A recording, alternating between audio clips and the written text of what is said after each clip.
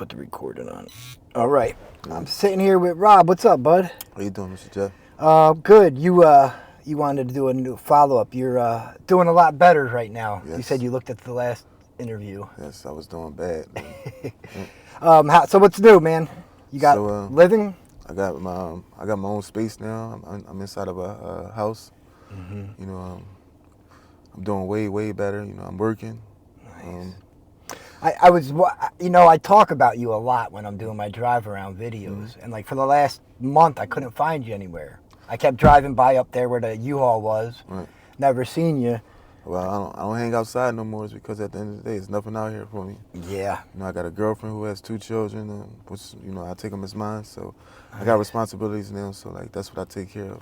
And you say you've cut down your drug intake a Yes. lot, right? Like I still dibble and dab, but like at the end of the day, like I can't get high inside the house and it's cold outside. Right. So like, I choose to stay in the house with the kids, and my girlfriend to spend some time with my family. That's awesome, man. It's like my real family, like, I just got 2 sisters left, Yeah. And at the end of the day, I know I'm stressed them out by being out here in the streets. I got a daughter who really wants to be in my life, and I want to be in her life, but I'm still choosing to be out in the streets. So one day, I will realize and know that at the end of the day, like, the importance of, being a father. Sure. I forgot when we talked before. Have you tried for housing before?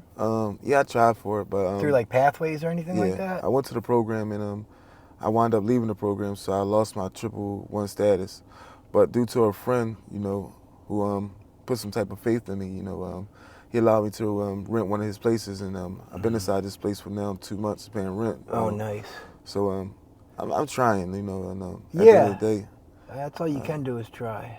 I want to do something different. Like I know my mom's still looking at me and looking down and wondering like when you going to get yourself together. So Yeah, that's the moms. They worry the most, Now you were saying before I turned this on, you were thinking about rehab out of state. yes. And so do you know where to go for that, or is this just something that you want to do? Well, reason why I say out of state is because I feel like, no matter where you go, you take you with you. So Right. if I want to get high, I'll get high. But at the end of the day, if I go around new surroundings and new people, I do something different. Yeah. So, like, I really want to go somewhere far where I know that if I run, I'm going to be lost. Right. So That's what I did. Yeah, I'd rather be lost and miserable, and not happy, Yeah. doing something that I don't want to do than, like, making the bad decisions. Yeah, no, that's what I had to do. I went up to Bucks County. I went to rehab, and then they sent me to some recovery house all the way up in Bucks County. Well, I want to go out of state. It's because like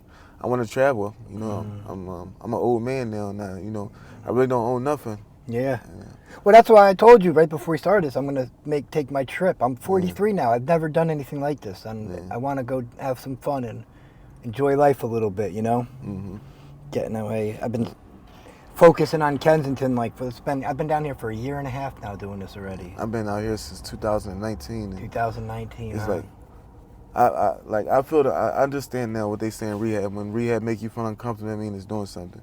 But living in Kensington is making me feel uncomfortable because now when I walk to the store at nighttime, I feel like something's going to happen to me. It's because at the end of the day, like all the things I did to people when I was getting high, but don't nobody got to accept your change but you. Yeah. And I realized that.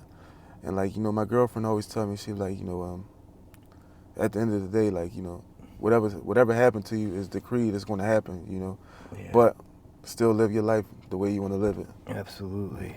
So. Yeah, man, I really hope you can get away from, I think everyone deserves to live a good life and get away from here for a little bit, Yeah. When was the last time you've had like a period of sobriety, like a long period? Have you ever had one in your adult life? Yeah, I was clean for 3 years at one point in time. Okay, so you've been through it before. You Yeah. know what you're doing already. Yeah. Like it's not no detox or nothing like that for the drug that I use. It's You're just crack, right? Right. It's just the mind state to say, look, I'm done. Like, Yeah. Well, I'll be honest with you. For me, at least, that mental withdrawal from crack was just as bad as the heroin withdrawal. Like they say, like they got this drug called Topamax, a pill, right? Yeah. I think that the pills that they give you or the treatment that they give you is BS. Is because at the end of the day, right? When you think about it like this, right? for a heroin, for people that use heroin, right? It starts in the mind. In your mind, you say, look, I'm getting sick, I'm getting sick. Then when you feel like you're getting sick, it's because your mind, your brain told you you're getting sick. Now you're feeling a pain in your stomach, which is not really a pain, it's just a thought. Sure. So when you feel that thought that you're feeling sick and you get in the stomach like problems and stuff like that, now your brain is telling you, now my stomach is hurting, now I gotta use the bathroom. I gotta use the bathroom. When you really ain't gotta use the bathroom, you just, you know, it's just a mental thing. Saying That's it's a what I lot. think, It's a lot mental. I see Yeah. what you're saying. I kind of agree with you Look at too. my girlfriend right Is it? here. Yeah, she's, yep. All I right. like, And I appreciate you said you got a couple more people I can interview Yeah. today. I Yeah. appreciate that. you know why I pick people out to do the interviews? Because I feel like this. If you get a chance to get yourself together and make it out of Kensington, you got a story to share. Yeah, You know, yeah. it's because a Well, lot dude, of people haven't made it, man. You guys are some of the toughest motherfuckers down here. Like mentally, you know, what you guys go through down here, like, and if you guys are okay with telling your story, I think everyone needs to hear them because it's amazing, like the resiliency you guys have and how tough you guys are, and all the dumb shit you guys put yourselves through, Right. you know. I tell my girl every time, I was like, you know, living in Kensington is not about trying to make it and do something different. Living in Kensington is about surviving. You gotta learn how to survive out here. Well, that's what I say all the time. This is the jungle, man. Yeah. It's because like every day when you wake up, you're doing the same thing, trying to get different results. Yeah. And that's the mind of That's insanity. Yeah, right, you know? there. You're absolutely right. So, like, no, I always say that it's like hard for people that are stuck down here to even dream about anything because you're just in survival mode. You're just worrying about staying alive. You know what I mean? You don't get a chance to sit down. So that makes complete sense what you're saying, man. I'm gonna tell you something crazy, right? To be honest, we only stuck in Kensington is because of what Kensington is doing to us. They feeding us drugs every day. They're giving us blankets, they're giving us sheets, they're giving us clothing, they're giving us food. They're enabling us to stay here in Kensington. Everything's right here. Right? Yeah. And the people that's enabling us is the government.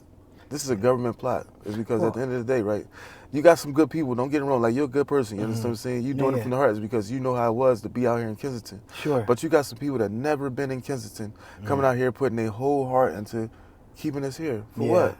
Yeah, no, I get it. It's very easy to exploit this down here and to take advantage of you guys down here. I try my best not to. Oh wait, here you go. I'll put this on pause. Thanks so much. It was double. All right. Yeah. All right. Well, like I said, I really appreciate you taking the time to do this. No problem. And then, you know, I'd like to stay in touch with you while I go on my trip and all that. So hopefully, you will have the same phone now. Hopefully, Yeah, this is the longest I ever had a cell phone. So wait, tell me, how long has it been since you've had that one? Man, I change cell phones like once a week. It's because like she likes to go through my cell phone. Okay, you know, okay. And every time she finds something in my cell phone, they get broken. So I gotta get another cell phone every week. Yeah, I feel you. Yeah, man. I hope you hold on to it so we can stay in touch. Well, I tuck this one at nighttime before I go to sleep. Yeah, so she can't look at it. So she can't. Or I'll put a password on it and I wake up with a screen crack. Oh man. All right, Rob. I appreciate you doing this. Yes, sir. No problem. All right.